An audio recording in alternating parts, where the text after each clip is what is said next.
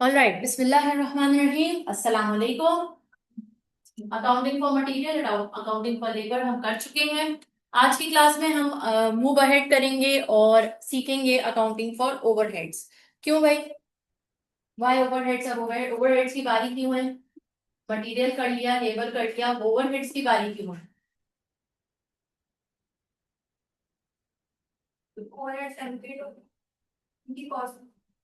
हम्म overheads क्या होते हैं? इनडायरेक्ट कॉस्ट होते हैं। और हम ओवरहेड्स को क्यों कंसिडरेशन में ले रहे हैं?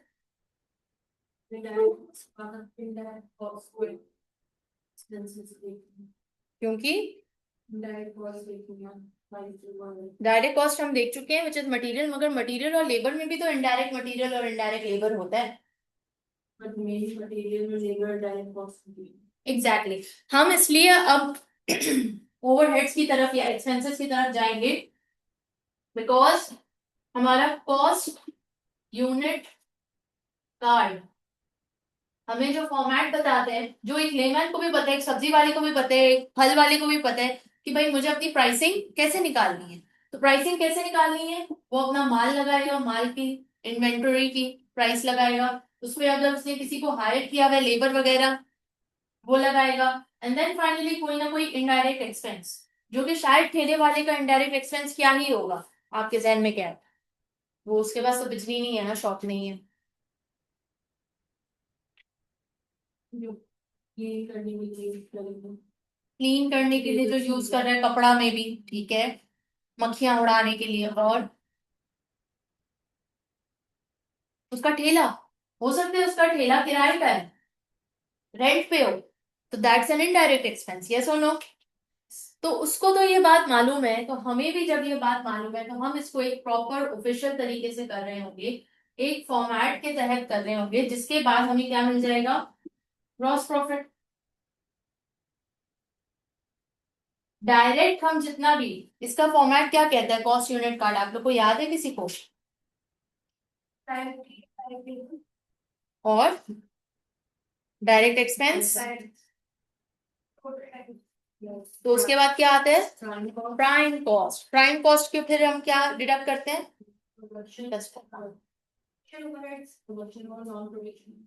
प्रोडक्शन ओवरहेड्स डिडक्ट करते हैं, तो हमारे पास क्या आ जाते हैं? प्राइम कॉस्ट के बाद प्रोडक्शन ओवरहेड्स डिडक्ट कर दिए तो क्या आ गया?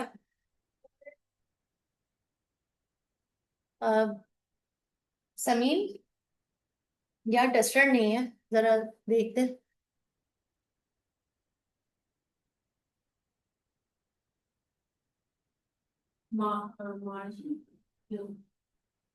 सोचे सोचे।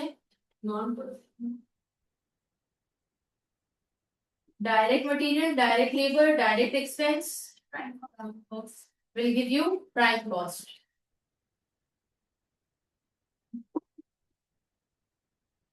इसमें से लेस कर देंगे प्रोडक्शन ओवरहेड्स, तो क्या आएगा? और फिर डिडक्ट कर देंगे नॉन प्रोडक्शन ओवरहेड्स, तो क्या आएगा? टोटल कॉस्ट आ जाएगी। और इधर इसको क्या कहेंगे? याद नहीं है? कॉस्ट यूनिट कार्ड खोलिए, कॉस्ट यूनिट कार्ड खोलिए, जरा निकालें।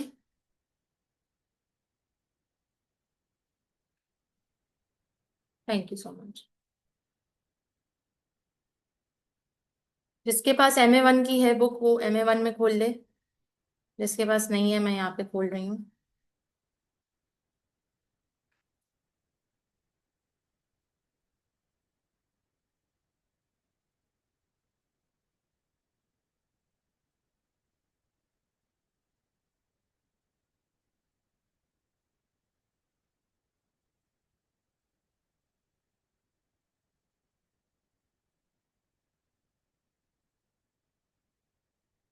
प्रोडक्शन कॉस्ट और फैक्ट्री कॉस्ट,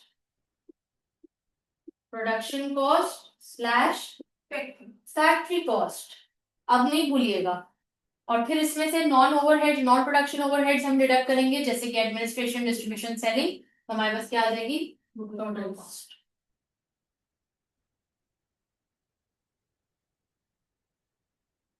अब आइए मुद्दे पे आते हैं। ये तो चैप्टर 9 है, हमें करना है लेबर के बाद ये एक्सपेंसेस का ही चैप्टर है।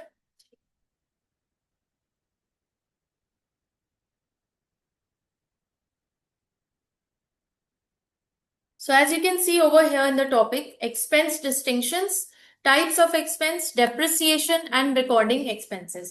ये overhead से related नहीं है, ये expenses से related है। ओवरहेड वाला चैप्टर आगे आने वाला है, ठीक है। तो यहाँ पर एक्सपेंसेस में क्या मुराद है, यहाँ पे हमारे पास दो तरह के एक्सपेंसेस हैं। एक जिसको हम कहते हैं एक्सपेंस और दूसरा जिसको हम कहते हैं एक्सपेंडिचर। क्या फर्क है दोनों में?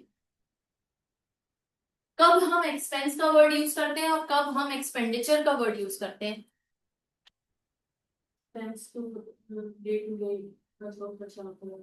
एक्सपेंस डे टू डे का खर्चा है, एक्सपेंडिचर लॉन्ग टर्म का प्लान बाद हो। पहली डिस्टिंक्शन है expense is a routine work.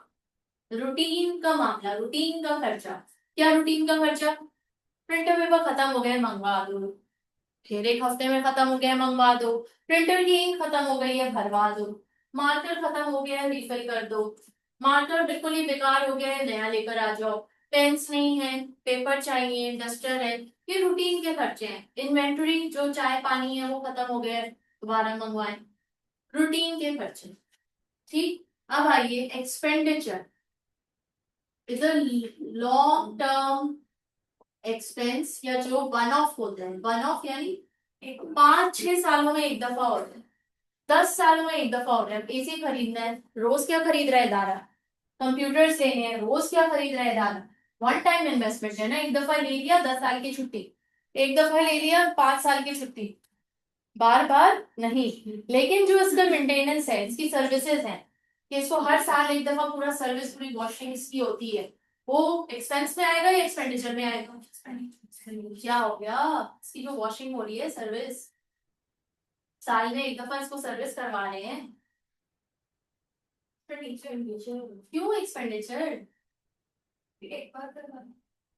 But ये एक्सपेंस के जुमरे में आएगा because it's used for maintenance. Maintenance and repairs, ये एक्सपेंस है। ये इससे हम कोई ना कोई नॉन करंट एसेट खरीद के लाते हैं। ये एक तरह का इन्वेस्टमेंट है, या एक तरह का, ये इसको हम दूसरे वर्ड्स में बोलते हैं सर कैपिटल एक्सपेंडिचर।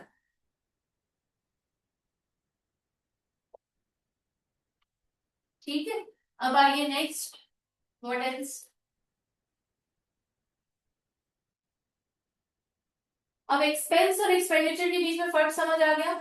अब एक्सपेंडिचर की कैटेगरी समझे। There are two types of expenditure, one is capital expenditure and the other one is revenue expenditure. क्या फर्क है दोनों में? कैपिटल एक्सपेंडिचर, सबसे पहली चीज तो हमने नोट डाउन कर ली कि कोई ना कोई नॉन करंट एसेट आ रहा है, आप खरीद के ला रहे हो, इट्स एन इन्वेस्टमेंट। ये वन ऑफ हो रहा है, एक दफा ही आप लेकर आओगे ना। कोई गाड़ी खरीद रहे हो, एक दफा ही खरीदोगे, फिर 5 साल 6 साल चलाओगे, फिर चेंज करोगे। रोज रोज तो नहीं हो रही। और क्या है कैपिटल एक्सपेंडिचर में? It helps to increase the income of the organisation. ये इनकम कैपेसिटी को बढ़ाता है, इदारे की इनकम कैपेसिटी को बढ़ाता है। फॉर एग्जाम्पल स्कूल है, ये बफर जोन ब्रांच है। हमारी डिमांड ज्यादा हो जाए, हम बोले नहीं हमें तो एक और कैंपस खोलना है, कहाँ पे खोलना है? डिफेंस। तो वो डिफेंस की ब्रांच हो जाएगी। लेकिन डिफेंस की ब्रांच खोलने के लिए आपको खर्चा लगेगा नहीं लगेगा? आपको जमीन खरीदनी है, जगह लेनी है, बिल्डिंग खरीदनी है, व्हाटसोएवर। आप वहां पे स्टार्ट करने के लिए लीगली वो परमिशन लोगे, बहुत सारी चीजें इसमें आएंगी। कैपिटल एक्सपेंडिचर, वहां पे खर्चा होगा, पूरा स्कूल बनेगा, पीसीस लगेंगे, चेयर्स आएंगी, एसी फिट होंगे, फैन लगेगा, सारी तमाम चीजें होंगी, नॉन करंट एसेट्स लेकर आओ। तो वो जो स्कूल का सेटअप है, वहां पे क्या हो रहा है? कैपिटल एक्सपेंडिचर हो रहा है कि नहीं हो रहा? हो रहा है। मोर ओवर वो आपकी इदारे की इनकम कैपेसिटी को बढ़ा रहे हैं या घटा रहे हैं? बॉस न्यू ब्रांच खोली है तो न्यू एडमिशन होंगे, यहाँ के 200 बच्चे वहां उठ के नहीं जाएंगे, वहां न्यू 200 बच्चे आएंगे जिसके जरिए इनकम जनरेट की। तो that's how capital expenditure is identified. Next, revenue expenditure. Revenue expenditure किसे कहते हैं?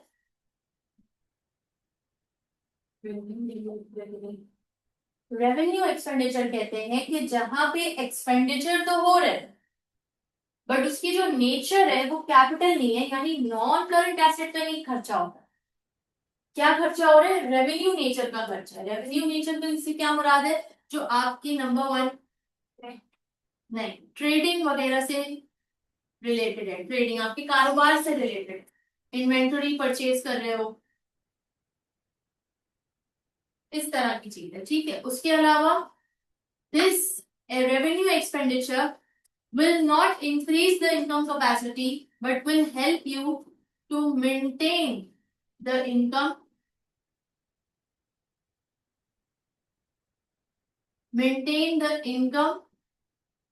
capacity। यहाँ पे इंक्रीज हो रही है कैपेसिटी, यहाँ पे मेंटेन हो रही है। कैसे भाई? अब ये इसार फाउंडेशन चल रहा है माशाल्लाह से, हम आज इसकी मेंटेनेंस रोक दें तो अगले 2 सालों में ये जगह आपको खंडर जैसी नजर आएगी कि इसका पेंट, कहीं से पेंट उखड़ रहा है, कहीं से दरवाजे खटपट हो रहे हैं, कहीं से कुछ उतर रहा है, कहीं से कुछ खराब हो रहा है, कहीं कुर्सियां टूटी हुई है, कहीं माउस मिसिंग है, कहीं कीबोर्ड मिसिंग है। 2 साल में ये हालत हो जाएगी नहीं हो जाएगी? तो अब जो स्टूडेंट्स आ रहे हैं वो क्लास में बैठ रहे हैं, वो देख रहे हैं पंखा काम ही नहीं कर रहा और कोई ठीक ही नहीं करवा रहा इस पंखे को। इतनी सड़ी गर्मी में वो बैठेंगे और पंखा नहीं चल रहा, लाइट नहीं चल रही, चेयर टूटी हुई है, वो घर जाके अम्मा पापा को शिकायत करेगा नहीं करेगा? तो अम्मा पापा क्या बोलेंगे? आके कंप्लेन तो करेंगे ना, टीचर से बात करेंगे कि मेरा बेटा कह रहा है कि सारा सारा दिन गर्मी में बैठे रहते हैं, या लाइट नहीं होती, आप लोग का जनरेटर खराब है, अभी तक आप लोगों ने उसको ठीक नहीं कराया, 1 हफ्ता होने को आया है, मेरा बेटा रोज ये शिकायत लेकर आ रहे हैं, हो क्या रहा है? आप लोग इतनी इतनी फीसें ले रहे हैं, आप लोग कुछ कर नहीं रहे हैं। तो पहले तो वो आके 2-4 दफा कंप्लेन करेगी, जब 3-4 महीने में भी कोई एक्शन नहीं नजर आएगा तो पेरेंट फाइनली डिसाइड करेगा कि बस बहुत हो गया, अब इस स्कूल से हम निकाल रहे हैं, दूसरे स्कूल में डाल। यस और नो? तो मेंटेनेंस अगर हम नहीं रखेंगे तो उससे क्या होगा? We will lose our income, we will lose our customer, we will lose our client.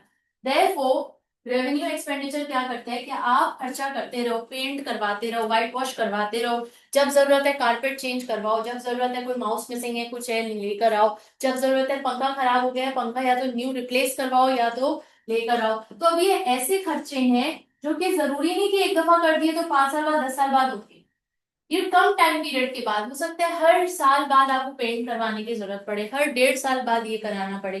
तो ये चीज भी आपके जुमरे में आती है रेवेन्यू एक्सपेंडिचर, क्योंकि एक्सपेंडिचर तो हो रहा है ना, बड़ा खर्चा है, छोटा खर्चा नहीं, बड़ा खर्चा है। एक्सपेंस वो तमाम खर्चे हैं तो छोटे मोटे खर्चे तो रोजमर्रा के और बिल्कुल पेटी है, इतनी कोई ह्यूज अमाउंट नहीं। जहां पे अमाउंट ह्यूज हो जाती है वहां हम उसे एक्सपेंडिचर बुलाने लगते हैं। एक एक्सपेंडिचर रेवेन्यू नेचर का होता है जो ट्रेडिंग से रिलेटेड है, जो इनकम कैपेसिटी को मेंटेन करेगा, और एक कैपिटल एक्सपेंडिचर है जो कि न्यू नॉन करंट एसेट होगा, वन ऑफ किया जा रहा होगा और इदारे की इनकम कैपेसिटी को बढ़ाएगा। क्लियर?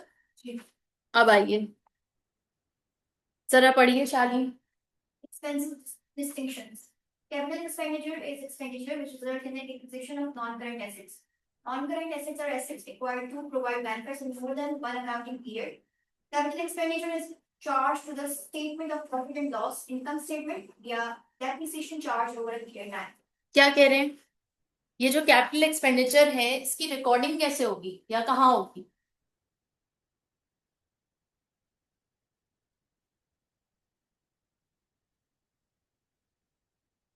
इसको हम कहाँ रिकॉर्ड करेंगे? Balance sheet. बैलेंस शीट कहाँ लिखा है? Income statement. इनकम स्टेटमेंट में, statement of profit and loss. अभी तो आपने पढ़ा will be charged to income statement via depreciation।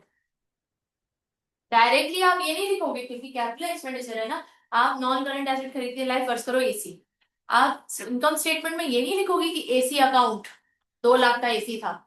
No, आप statement of profit and loss में लेकर जाओगे वाया और डेप्रिसिएशन की। 2 लाख का एसी है, इसकी लाइफ 5 साल की है, हर साल का डेप्रिसिएशन चार्ज क्या होगा? 2 टाइप्स ऑफ डेप्रिसिएशन क्या है आप लोगों को मालूम है? 2 टाइप्स ऑफ डेप्रिसिएशन।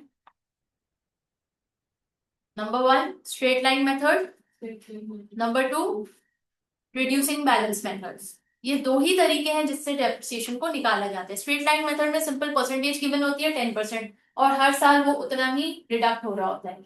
और रिड्यूसिंग बैलेंस मेथड में क्या होगा, उसमें भी यकीनन कोई ना कोई परसेंटेज होगी, लेकिन वो हर साल सेम अमाउंट से डिडक्ट नहीं हो रहा होगा। 2 लाख का अगर एसी है, 2 लाख 10% पहले साल में डिडक्ट होगा, 2 लाख माइनस 10%, जो अमाउंट बचेगी अगले साल उस पे 10%। इसको रिड्यूसिंग बैलेंस कहते हैं। अभी हम करेंगे भी इसके एग्जाम्स। अभी हमने से बर्डलीज को एक बर्ड्स आई व्यू दी है। तो ये जो डेप्रिसिएशन कैपिटल एक्सपेंडिचर पे हो रहा है वो कहाँ लेकर जाएंगे हम, statement of profit and loss, income statement. अच्छा जी, आगे बढ़िए, नेक्स्ट वहां पढ़े। Revenue expenditure is expenditure which is incurred for the purpose of the trade of the business or in order to maintain the existence earning capacity of non-current assets. It is charged to the statement or profit or loss income statement in the period which it relates. क्या कह रहे हैं, revenue expenditure is expenditure for which is incurred Purpose of trade. Purpose of trade. बताया ना आपको, trading purpose, inventory, कारोबार के लिए इस्तेमाल खर्चा हो रहा है। And it is also there to maintain the existing earning capacity, वो बात भी हमने कर ली।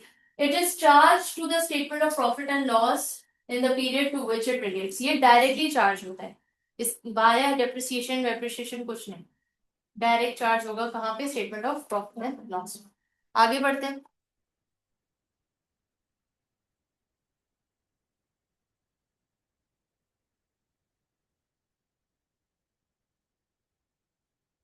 Direct expenses and indirect expenses. Expenses दो तरह के होते हैं, एक डायरेक्ट होता है और दूसरा इनडायरेक्ट। जो डायरेक्ट होता है और जो इनडायरेक्ट होता है, दोनों में क्या फर्क है। जो डायरेक्टली एक product directly involve in the production of the product and directly you can trace it कि हाँ ये प्रोडक्ट बनाया था, इस प्रोडक्ट को बनाने के लिए हमें एक लेबर हायर करनी पड़ी। यस, अगर हम ये प्रोडक्ट नहीं बना रहे होते तो शायद उस बंदे को हायर ना करना पड़े। तो हमें पता है कि ये एक्सपेंस जो था वो डायरेक्टली रिलेटेड था टू व्हिच प्रोडक्ट, और इनडायरेक्ट जो ट्रेस ना हो सकता, जैसे कि बिजली का बिल हो गया, जैसे कि और भी दूसरे कि मतलब वो ऐसा खर्चा है जो सब उससे फायदा उठाते हैं, कोई एक प्रोडक्ट की वजह से वो नहीं हुआ है, वो तमाम डिपार्टमेंट्स उससे फायदा उठा रहे हैं उस expense, that is indirect expense. अब आइए इसकी रिकॉर्डिंग हम कहाँ करेंगे, लेट्स सी। नबीहा पढ़िए जरा, direct cost is a cost. Direct cost of cost that can be placed in particular product or service that is being costed. Direct expenses are any expenses which are incurred on a specific product other than direct material cost and direct wages. Direct expenses are real. Direct expenses are charged to the product as a part of prime cost. Example of direct expenses are as follows. The cost of spatial design, supplying or layouts, the hire of tools or equipment for a particular job. Direct expenses are also referred to as chargeable expenses. Indirect expenses are known as overheads. Clear? Indirect expenses को हम overheads बोलते हैं और direct expenses को हम chargeable expenses बोलते हैं। याद रहेगी ये बात। टाइप्स ऑफ एक्सपेंसेस शालीन पढ़िए, just the bullets. Building cost, the cost of making building, habitat, people related cost, machine operating cost, information processing cost, finance cost, selling and distribution cost, and Cost of cost dealing. dealing with the outside world. ठीक है, ये सारे different different expenses हो। अब आप यहाँ पे देखें, ये statement of profit and loss यहाँ पे शो हो रहा है। इट्स अ फॉर्मेट, इस फॉर्मेट से आपको फेमिलियर होना है और इस फॉर्मेट को याद भी रखना है, because we are becoming chartered accountants. हमें इसका फॉर्मेट असबर होना चाहिए, पता होना चाहिए कि क्या क्या आता है। तो आप अपने पास इसको लिख लीजिए, statement of profit and loss heading डालिए, फिर जो जो यहाँ चीजें आ रही हैं वो सब लिखें। Sales less cost of sales, और कॉस्ट ऑफ सेल्स हम कैसे निकालते हैं, opening inventory plus purchases minus closing inventory. और परचेजेस में इन्होंने वो तमाम चीजें लिखी हैं जो जो परचेज हो सकती हैं, material, labour, depreciation, power and fuel, ये सब इसमें आ जाता है।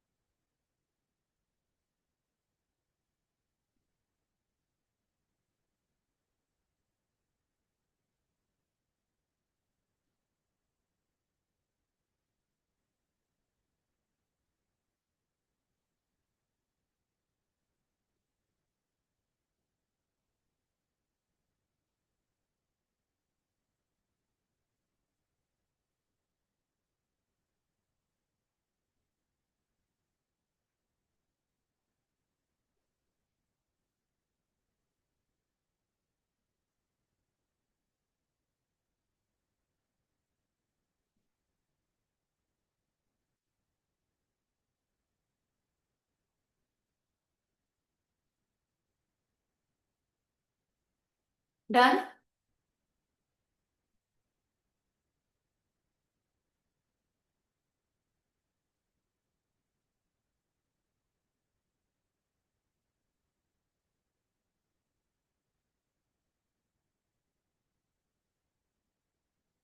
कॉस्ट ऑफ सेल्स डिडक्ट कर लेंगे तो ग्रॉस प्रॉफिट आ जाएगा, फिर उसमें से तमाम cost of administration, distribution and selling, जिसमें wages, rent, insurance, heat and light, depreciation, फलाना ढिमकाना, इतनी सारी चीजें आ जाएंगी before you get profit before tax.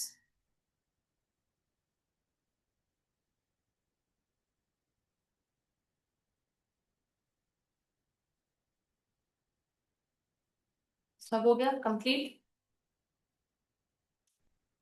Done.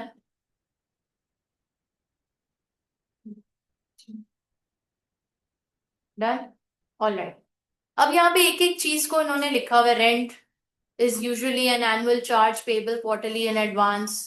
Rent is normally subject to a tenancy agreement and it may be fixed for a period or for so many years or reviewable annually or there may be some other agreement. Insurance cost का इसी तरह अलग से लिखा है। Electricity, gas and telecommunications का अलग से है। Subscriptions, this is all plain read. इसको आप go through कर लीजिएगा। Discretionary cost किसे कहते हैं?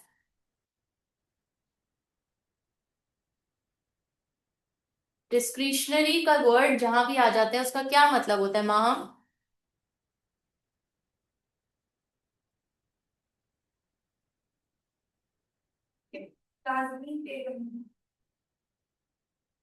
उनकी मर्जी है। इदारे की मर्जी है, चाहे तो ये कॉस्ट इनकर करें चाहे ना करें, उनकी डिस्क्रिशन के ऊपर, उनकी मर्जी के ऊपर। अब आगे आइए। डेप्रिसिएशन दो तरह के होते हैं, हमने ऑलरेडी बात कर ली है। स्ट्रेट लाइन, वैसे 4 मेथड्स इन्होंने यहाँ बताए हुए हैं: straight line, reducing balance, machine hour and product units. However we follow mostly the two, straight line and reducing balance. तो आइए इसको देखते हैं डेप्रिसिएशन किस तरह से हो रही है। We have a simple example over here. Two assets are purchased for 8,000 each. Asset A is depreciated over 4 years using the straight line method, and asset B is depreciated at the rate of 25% per annum on the reducing balance. What is the value of each asset after 4 years and how much per year is charged to the statement of profit and loss? जरा ये खुद से try करके निकालें तो straight line पे कितनी depreciation charge होगी और रिड्यूसिंग बैलेंस के जरिए हर साल कितनी डेप्रिसिएशन चार्ज होगी, और एसेट की लाइफ कितनी है, 4 साल की है, तो सिर्फ 4 साल का आपको फाइंड आउट करना है दोनों एसेट्स का।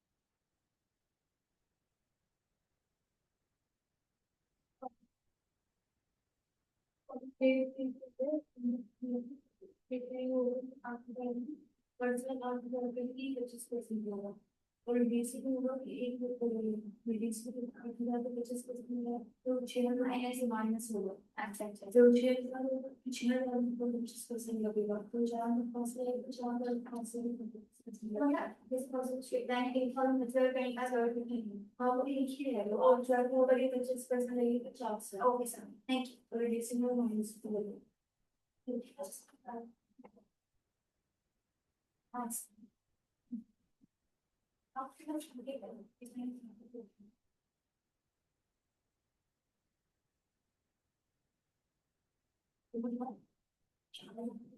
पूरा उधर आ रहा है। हाँ तो 2,000 से मल्टीप्लाई करो एक, तो ये तो एक हाँ एक एक है। ये से नहीं बोला है।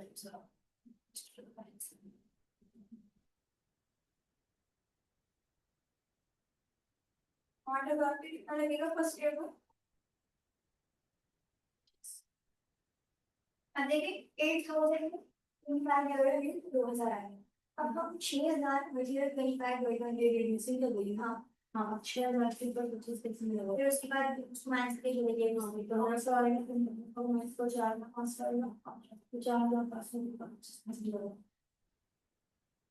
चलो अगर माइनस करते हैं हाँ ये उसमें बहुत से वेरिएबल आएंगे स्ट्रेट लाइन में। हाँ रिड्यूसिंग होगा ना क्या? हाँ हाँ हाँ ये इस तरह रिड्यूसिंग होगा। चला तो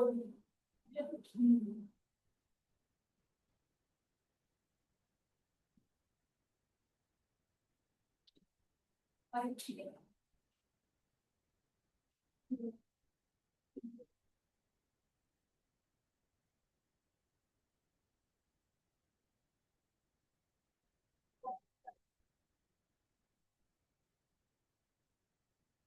अब जो ये 4 वैल्यूज है इन सबको प्लस करना है। नहीं नहीं बस 7 दो लास्ट, बस 7 को याद नहीं है। 73 एक है दूसरा हो गया।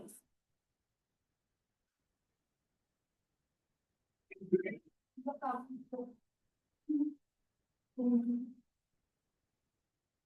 एक का 500 एक का 1,000 एक का 1,500 एक का 2,000।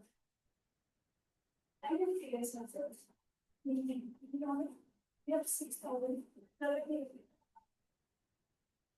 अच्छा हाँ मैंने कर दिया है। 1,500 उसके बाद ठीक है, थैंक यू सो मच।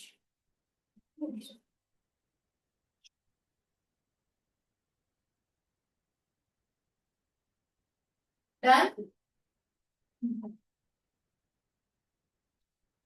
क्या आंसर आ रहा है? स्ट्रेट लाइन स्ट्रेट लाइन मतलब 2,000 यहाँ पे वो एंड हो और रिड्यूसिंग बैलेंस रिड्यूसेस का 2,501। पहले साल का। नहीं नहीं मैं लास्ट का बताती हूँ बिल्कुल। पहले हर साल का बताइए ना। पहले का वो 6,000 आ रहा है, हम्म 2,000 माइनस करके हम्म फिर 6,000 में से 800 माइनस किया है तो 4,500 आ रहा है। हम्म फिर माइनस 11,025 किया हम्म तो 3,375 आ रहा है। फिर माइनस के 843.75 हो गया है। सही है। तो पहले साल आपका डेप्रिसिएशन चार्ज 2,000 है, दूसरे साल 1,500 है, तीसरे साल 1,125 है और चौथे साल 844 है। ठीक है, क्लियर हो गई कहानी किस तरह से हो रहा है? आगे आइए, एक और एग्जाम्पल है। अब यहाँ पे मशीन आवर मेथड कहा जा रहा है कि इसके जरिए डेप्रिसिएशन निकालें, which is the third method. A lorry bought for a business cost $17,000. It is expected to last for 5 years and then be sold for scrap for $2,000. Usage over the 5 years is expected to be year 1 200 days, year 2 100 days, year 3 100 days, year 4 150 days, and year 5 40 days. Work out the depreciation to be charged each year under the machine hour method. तो बताएं इसको किस तरह करेंगे हम? Machine hours कितने हैं हमारे पास टोटल? वो तो डॉट कॉस्ट है, आवर्स तो कहीं भी नहीं मेंशन, डेज मेंशन है। यूजेज जो है वो 200 डेज है, 200 डेज का मतलब एक दिन में 24 आवर्स होते हैं, तो 200 डेज में कितने आवर्स होंगे? इस तरह आवर्स हम फाइंड आउट कर सकते हैं।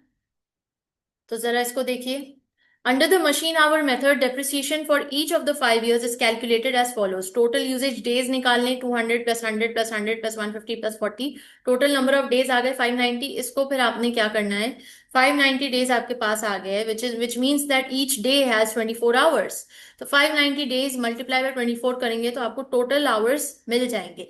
लेकिन अगर आप उसमें जाएंगे तो बहुत लंबी कैलकुलेशन हो जाएगी. लिहाजा इन्होंने क्या किया है, डेज में सॉल्व करके आखिर में आवर्स निकाले जाते हैं. तो क्या है, ईयर 1 यूजेज 200 डेज, और 200 डेज की कॉस्ट किस तरह से हम निकालें, depreciation per day, again cost minus scrap value divide by number of days. यहाँ पे हम क्या करते हैं, जो नॉर्मल डेप्रिसिएशन स्ट्रेट टाइम का होता है उसमें क्या करते हैं, divide by life of the asset, ऐसे ही है. तो यहाँ पे हम क्या करेंगे, क्योंकि मशीन आवर्स पे बेस कर रहे हैं, तो मशीन आवर्स यानी कितने दिन तक इस्तेमाल हो रही है, चल रही है, 590 days. So 17,000 minus 2,000 divided by 590 will give you 25.42, which is depreciation per day. 200 days से multiply किया, आपका ये आंसर आ रहा है. 100 days से multiply किया, ये आंसर आ रहा है डॉलर्स में. 100 days से फिर से multiply करेंगे, ये आंसर, ये सब आपका डॉलर में आंसर निकल के आ रहा है. तो डेप्रिसिएशन जो पूरे 5 सालों की हो रही है वो कितनी हो रही है, $14,997.8. क्लियर, कोई problem? Product units method. Product units method के जरिए आप किस तरह डेप्रिसिएशन निकालोगे, अपने पास लिख लीजिए formula. Annual depreciation expense is equals to cost of fixed asset. Annual depreciation expense is equals to cost of fixed asset minus residual value divided by estimated total production multiply by actual production.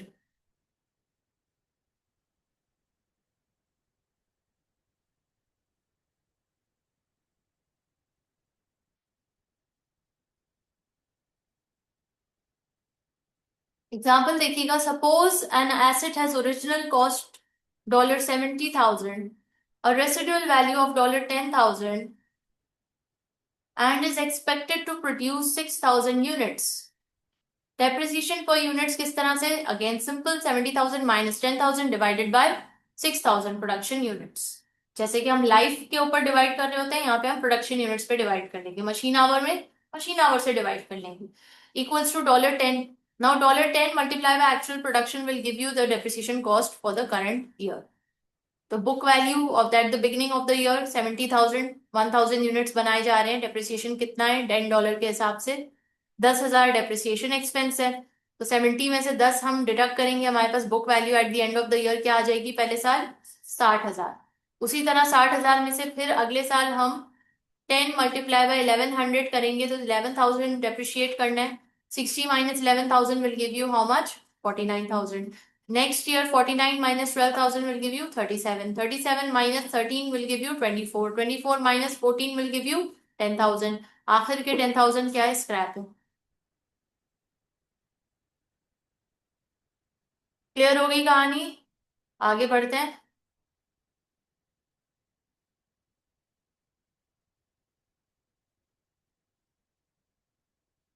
Recording expense. Direct expenses को हम कहाँ record करेंगे और indirect expenses को कहाँ record करेंगे, जरा पढ़ें और बताइए आपको क्या समझ आ रहा है.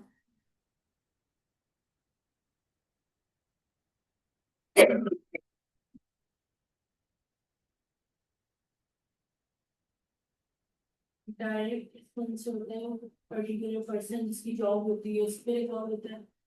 इनडायरेक्ट एक्सपेंस होता है वो जो कॉस्ट सेंटर्स होते हैं उन पे.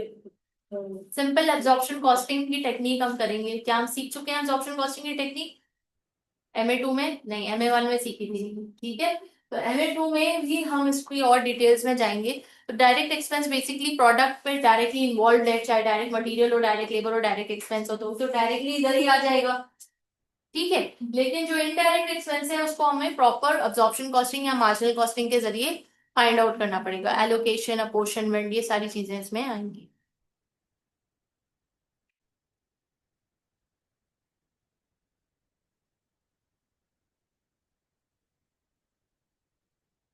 दैट्स इट, यहाँ पे ये चैप्टर हमारा कंप्लीट है.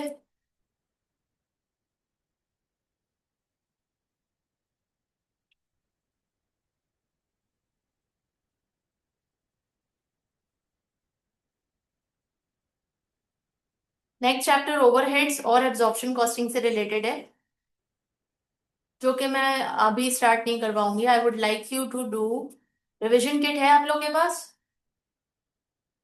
निकाल लीजिए। नहीं है? पीडीएफ में भी नहीं है?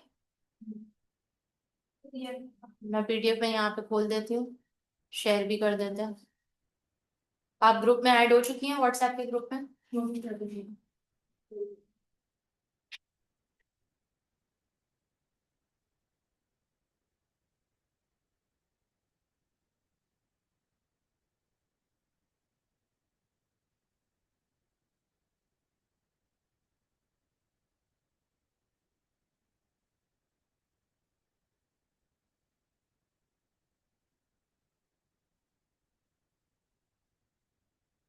जो कल हमने चैप्टर किया था अकाउंटिंग फॉर लेबर,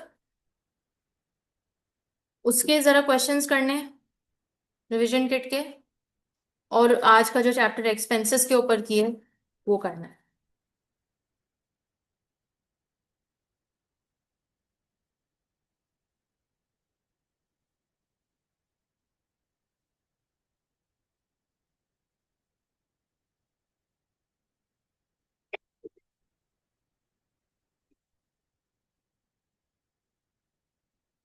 तो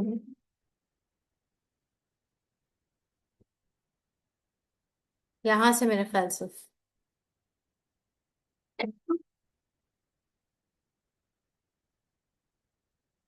जो क्वेश्चंस आपको लग रहा है मटेरियल से रिलेटेड है उसको आप स्किप कर सकते हैं। मैं सिर्फ चाह रही हूँ कि आप लेबर से रिलेटेड क्वेश्चंस आज कर लें, और एक्सपेंसेस जो अभी हमने किए। मटेरियल से जो भी रिलेटेड है वो आप स्किप कर सकते हैं for the time being, because I think नबिया ने भी रिकॉर्डेड लेक्चर नहीं लिया, शालिनी ने भी नहीं लिए, तो उसको आप स्किप कर सकते हैं। लेबर वाले क्वेश्चंस निकालती हूँ मैं। ये एक लेबर है 6.5 6.6।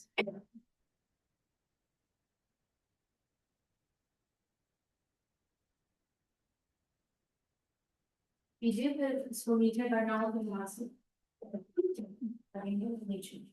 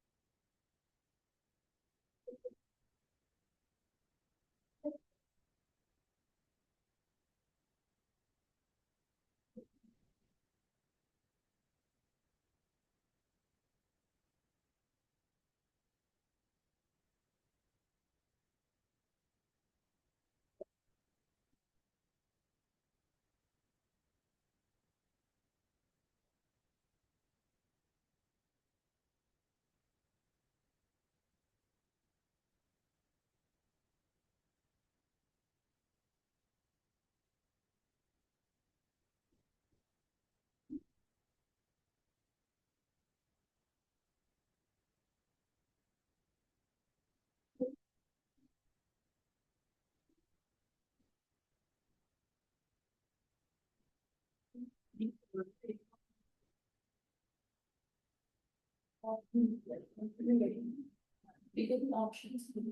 7.4 0 by 5 minutes to be zero by से ज्यादा नहीं होती। 29 minutes कर लेते हैं तो बहुत सा 8.20 नहीं नहीं, क्या हो गया ये से साइड ये लेबर का क्वेश्चन। हाँ लेबर का सवाल पूछा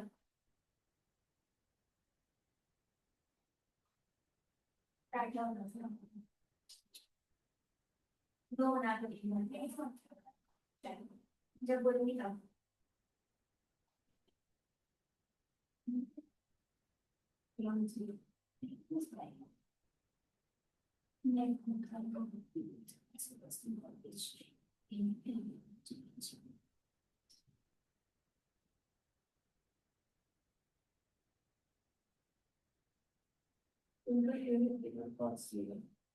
ये कौन सा है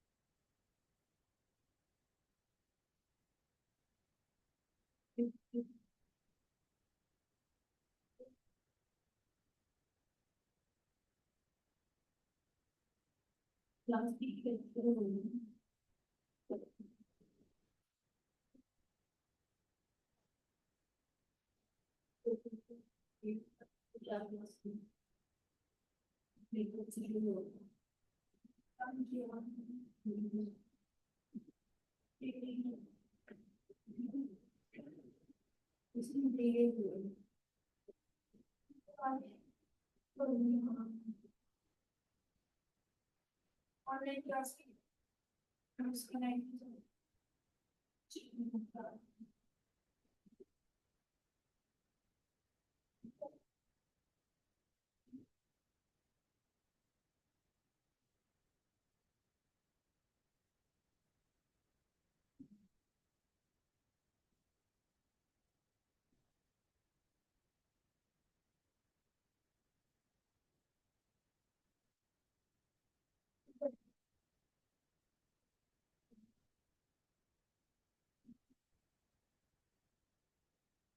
इसका आंसर ए है। हमारा क्या है? हाँ, 7.40 पर यूनिट है, 25 यूनिट्स हम लोग बनाएंगे। ठीक है, और अगर इससे ज्यादा ट्रेनिंग आइडेंटिटी अगर एडवांस बनाएंगे तो 8.20 पर यूनिट मिलेगा। ठीक है, तो इसमें हमारी 29 यूनिट्स बने। तो अगर टोटल यूनिट लेबर कॉस्ट पूछेंगे तो 8.20 होगी ना, अगर हम 29 यूनिट्स नहीं, मेरे हिसाब से एस ने 7.40 विजुअल 25, ठीक है, उसके जितने ज्यादा से यूनिट्स होंगे वो है 4, 4 मल्टीपल बाय 8.20 बोला मैंने, तो ये प्लस होकर 22.03 आ जाएगा, फिर 33 एम्प्लॉयज को और 22.3 से डिवाइड करेंगे तो 8 है। तो हम पिछला आंसर लिखते हैं क्या है।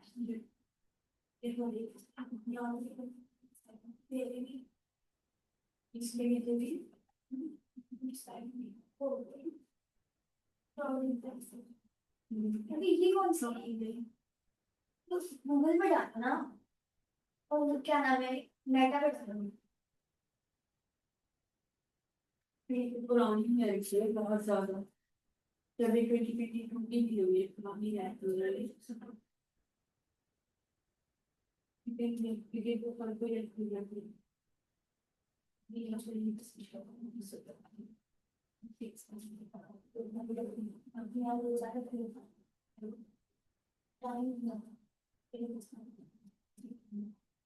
तीन है बस हो गया। पहले नंबर के जो थी तो मिसरे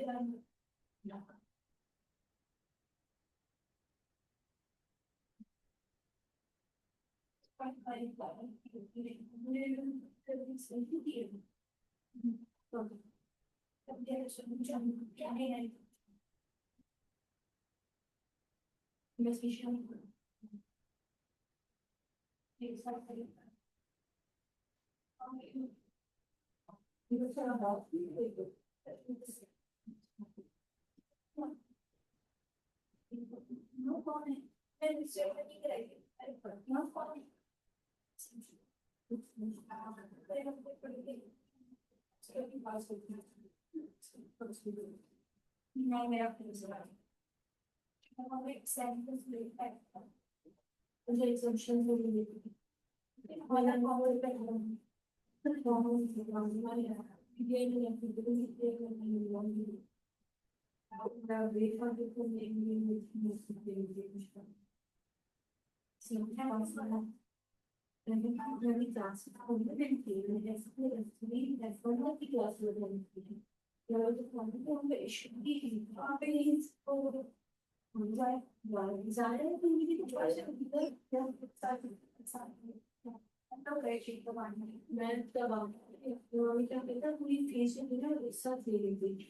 उसके बाद ये मतलब कि जैसे उन लोगों के लिए कुछ लोग का हिसाब से स्टार्ट नहीं करता तो नेक्स्ट एनालिस्ट और एनालिस्ट पर जो हमारे लिए एनालिस्ट नॉलेज ऐसा शुरू करवाती है तो वो मतलब कि बेटर समझी 9 to 5 की क्लासेस जैसे सुबह 10 से शुरू हो गया शाम 6 बजे सारे लोग तो वो फिर ना ये हुआ था कि मैंने एमए को दे दिया था एफए2 दे दिया था तो डॉक्टर ने एमए को दिया 2-3 हफ्ते के बाद दे देते था तो प्रोफेसर सजेस्ट कर देंगे कि आप 2 हफ्ते का पेपर दो और इसके बाद क्लास में बैठो और मैं दे नहीं पाई थी फिर शुरू हो गए थे तो ये जब मैं जाती थी क्लास में बैठ बैठ लेती थी कि पेपर देने में आसान से पढ़ने जो सब्जेक्ट पढ़े उसी वक्त एग्जाम तो डिले करना जो होता है ना डिले करना बहुत होता है कुछ मतलब डिले ही नहीं हुआ अब मैं आई फिर यहाँ पे आई और कबान में ना बहुत स्ट्रेंथ होती है एक 560 स्टूडेंट्स एक क्लास में होते हैं तो बहुत ज्यादा प्रोफेसर प्रोफेसर में तो ओवर सारे ही अच्छे सारे अच्छे हमें दोनों ही अच्छे मिले थे फाइनेंशियल इतने अच्छे हुए थे और मैनेजमेंट भी फाइनेंशियल वाला में तो 2 स्टार्टिंग में मैंने फिर भी बहुत मेहनत की कि उन्होंने बहुत अच्छा पढ़ा एसटीओ में सुनाना है एक उन्हीं दिन में भगवान से रमजान में इसलिए तो कैसे करा हाँ मुझे अच्छा लगा बस लोग के लिए सुबह समझ आता मैं समझ थोड़ा सा वैसे रिजल्ट पढ़ाती थी अच्छा पढ़ा रही है समझ में बस ये यूरोप अपनी अपनी बात आए हम समझ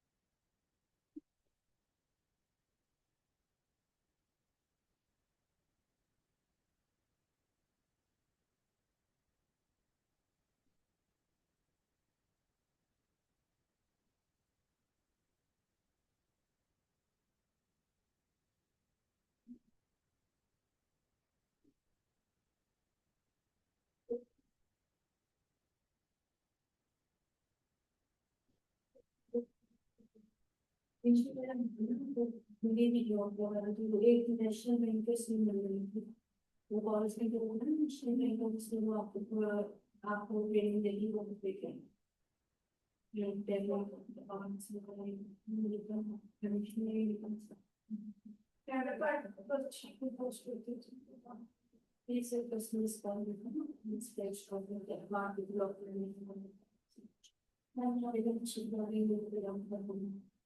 अच्छा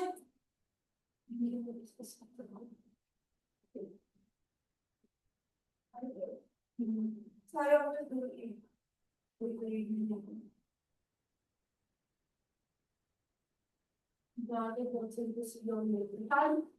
नहीं ना पहले वाला सॉल्व कर ली था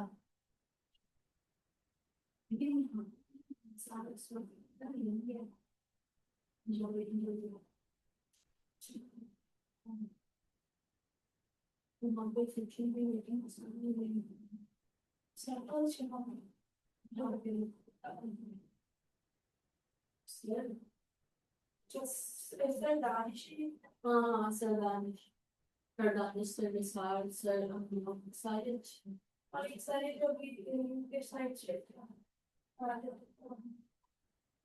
वो एक शिफ्ट हो रहे थे लेकिन वो शायद वापस कर पाए वो के ऑर्डर की सर्विस हमारे से हो पांच क्योंकि ऑर्डर को बहुत अच्छा हो स्किल्स ऐसा बनाते थे सोचा ऑर्डर को हमारे स्किल्स में जाएंगे तो वो अच्छे पढ़ेंगे जो एक बार प्रोफेसर है ना जो बहुत मतलब नाम भी लेकिन बहुत फेमस है लेकिन मुझे क्या बोलूं लास्ट में नाम करो इंसान नाम लोग आते इन्होंने हमारे इसी से कोई रिलेशन टेक किया था।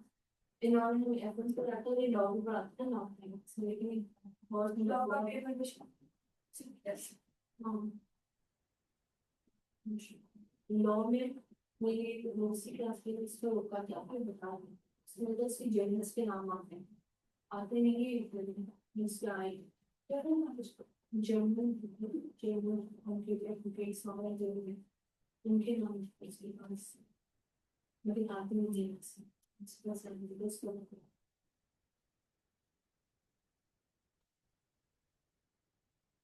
चला उसका और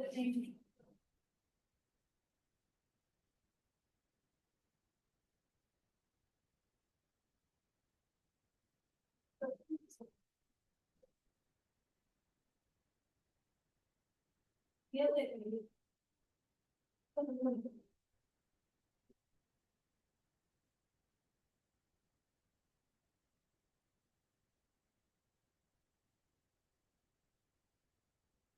पता है जैसे जो मैं कंडक्ट कर रही हूँ मतलब उसके क्लास में इसका इसका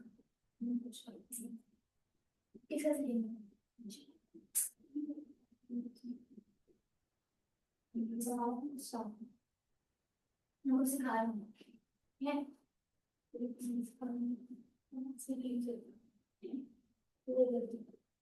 पार्टी में तो शायद क्या सही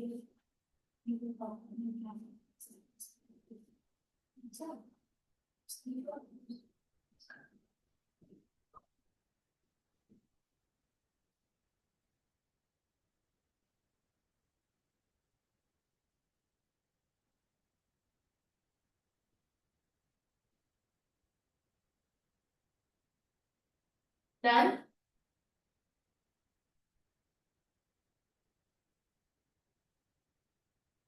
शालीन अगर आपको लेबर वाले सवाल नहीं समझ आ रहे हैं तो आप सिर्फ आज एक्सपेंस वाला कर लो सर वो तो वही सवाल कर लिए कहाँ तक पहुंचे हो आप लोग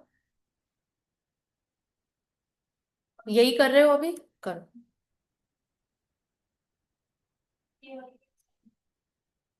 ठीक है ग्रुप में सेंड कर देते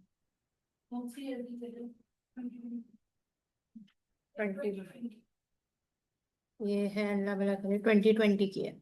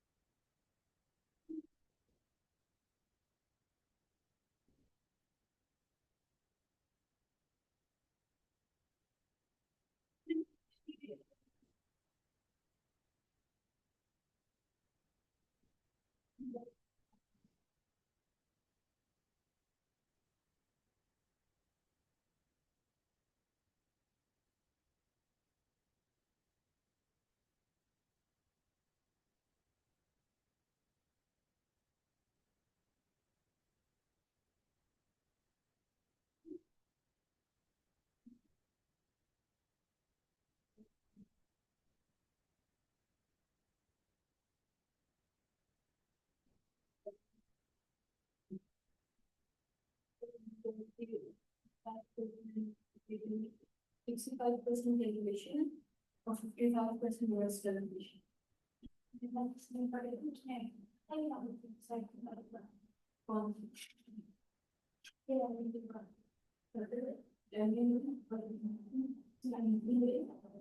Yes, the variability, and if the substantial development was the possibility of the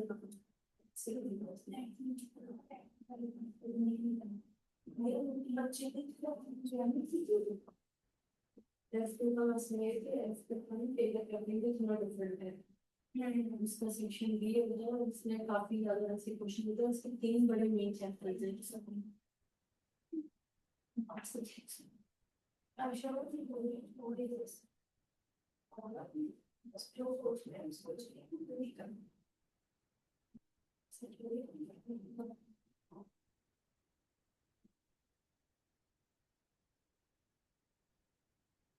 ऐसे कर सकते हैं क्योंकि अलग अलग जो तो इजी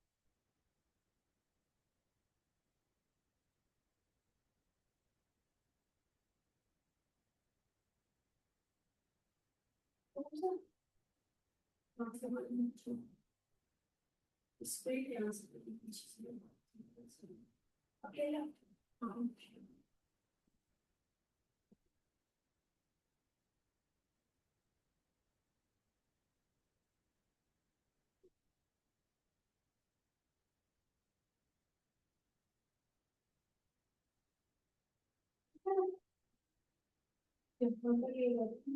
सीवी का पेपर यहाँ पे दूसरा बात इन द फर्स्ट वैसे तो होगा तो मैं उससे पढ़ के ना इसी पर पेपर दे दूँगी फिर मैं बता रही थी कि पहले ये फिर क्या नहीं हुआ तो खुद पढ़ के दे दूँगी ना पढ़ाई ये फारसी दी गई इस्तेमाल नहीं करेंगे फिर से डिजाइन नहीं फिर मुझे एक पीस में ये टाइप का इससे पहले लगे लोग कुछ नहीं होता मैं बॉक्स लेके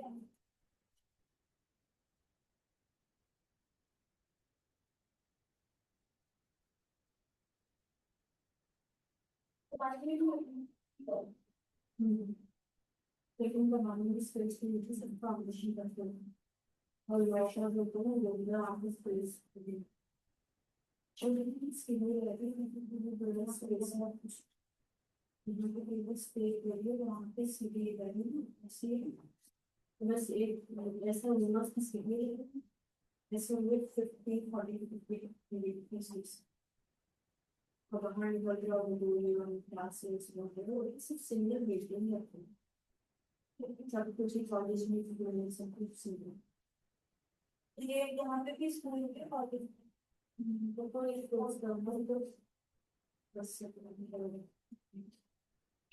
वहाँ पे फिर फर्स्ट फ्लोर है उसके बाद बाकी ग्राउंड और सेकंड फर्स्ट ईयर एसोसिएट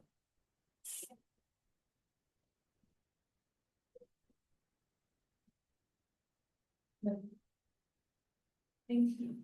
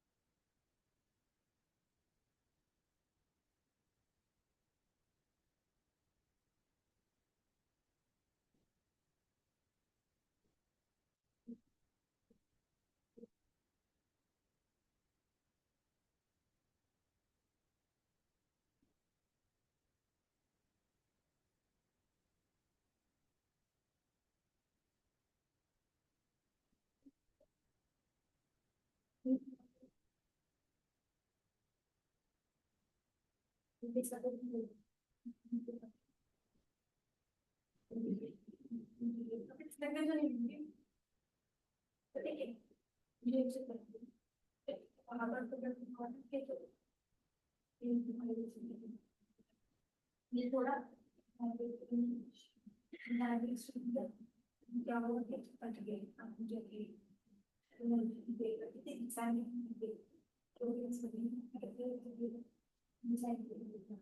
हो गया नदीना? डन? कितने क्वेश्चन हो गए? 13 ट्रिकी क्वेश्चंस है। कहाँ तक पहुंचे आप लोग, कितने हो गए? बस 2 हुए हैं अभी तक। सही।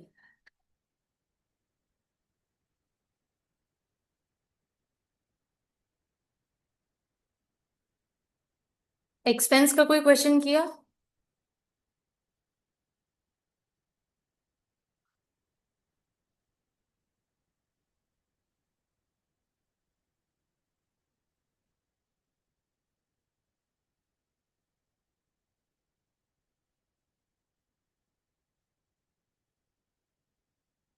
ठीक है।